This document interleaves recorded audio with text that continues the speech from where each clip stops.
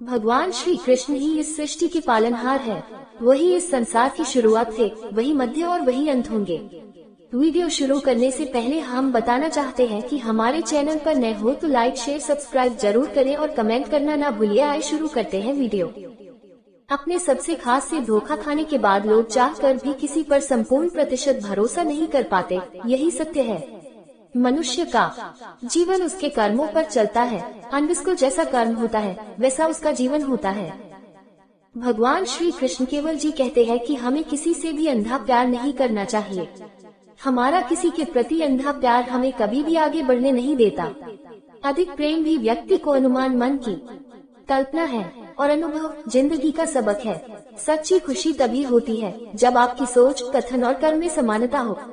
जीवन में कभी निराश नहीं होना चाहिए, क्योंकि कमजोर आपका वक्त होता आप नहीं। जैसे तेल समाप्त हो जाने पर दीपक बुझ जाता है, उसी प्रकार कर्म के क्षीण हो जाने पर भाग्य भी नष्ट हो जाता है।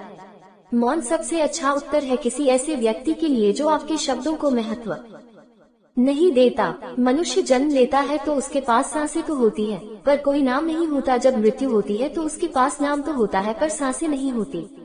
इसी सांस और नाम के बीच की यात्रा को जीवन कहते हैं।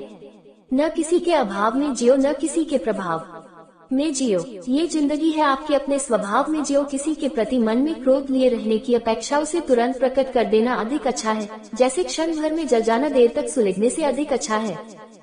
इंसान चाहे जितना भी खुद को व्यस्त रख ले, जिससे वो प्रेम करता है उसकी यादों से नहीं बच सकता। इंसान चाहे जितना भी खुद को व्यस्त रख ले, जिससे वो प्रेम करता है उसकी यादों से नहीं बच सकता।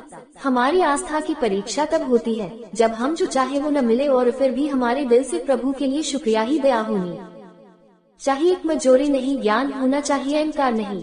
माता पिता बनना अत्यंत सुखद अनुभव है। उत्साह से जीवन जीना और स्वयं पर महारत। आज इस व्यक्ति के विचार मैंने हैं जो लापरवाह है और धोखे से भरा हुआ है। कोई कुछ भी बोला, मन को शांत को रखो दो। कितनी ही तेज हो समुद्र सुखा नहीं करते। मन की गतिविधियों, होश, श्वास और भावनाओं के माध्यम से भगवान की शक्ति सदा तुम्हारे साथ है और तुम्हें बस लगातार एक साधन की तरह प्रयोग कर सके सभी कार्य कर रही है। तुम उसके लिए शोक करते हो जो शोक करने के योग्य नहीं है और फिर भी ज्ञान की बातें करते हो। बुद्धिमान व्यक्ति ना जीवित और न ही मृत व्यक्ति के लिए शोक करते हैं। तुम अपनी पीड़ा के लिए संसार को दोष मत दो, अपने मन को समझाओ। तुम्हारे मन का परिवर्तन ही तुम्हारे दुखों का अंत है। अगर तुम अपना कल्याण करना चाहते हो तो सभी तरह के उपदेशों सभी आ जाओ।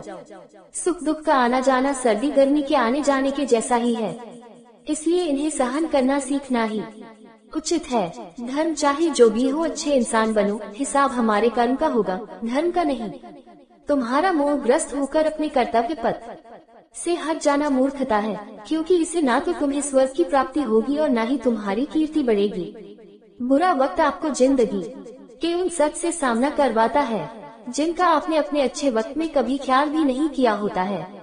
किसी दूसरे के जीवन के साथ पूर्ण रूप से जीने से अच्छा है कि हम अपने समय के भाग्य के अनुसार अपूर्ण जिए।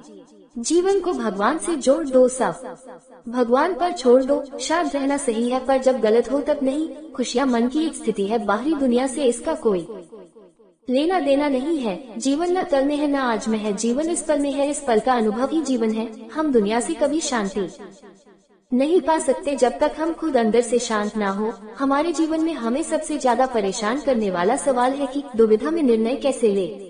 जैसा कि हम जानते हैं, हमारे हर सवाल का जवाब हमें भागवत गीता में अनिवार्य रूप से मिल जाती है। भगवत गीता आज दुविधा में निर्णय कैसे ले, इस सवाल का जवाब खोजने की कोशिश करेंगे। भगवान श्री कृष्ण जी ने भगवत गीता में हमें हमारे जीवन के सारे दुविधाओं के बारे में अवगत कराया है। कृष्ण जी बताते हैं कि हम मनुष्य कई कारणवश निर्णय लेने में असमर्थ हो सकते हैं। उनमें से कुछ कारण निम्नलिखित है। हमारा क्रोध हमें सही निर्णय लेने से हमें रोकता है। हम जब हद से ज्यादा सवालों से घिरे होते हैं तो हमारा दिमाग निर्णय नहीं ले पाता है। ऐसे समय में हमें कुछ देर शांति से सोचना चाहिए या फिर हमें एक बार नींद लेकर अपने दिमाग को आराम देना चाहिए। क्रोध से भ्रम पैदा होता है, भ्रम से बुद्धि व्यग्र होती है। जब बुद्धि व्यग्र होती है तब तर्क नष्ट हो जाता है। जब तर्क नष्ट होता है तब व्यक्ति का पतन हो जाता है। मन अशांत है और उसे नियंत्रित करना कठिन है, लेकिन अभ्यास से इसे वश में किया जा सकता है।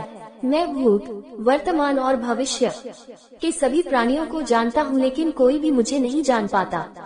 मेरे लिए कोई भी अपना पराया नहीं है। जो मेरी पूजा करता है मैं उसके साथ रहता हूँ।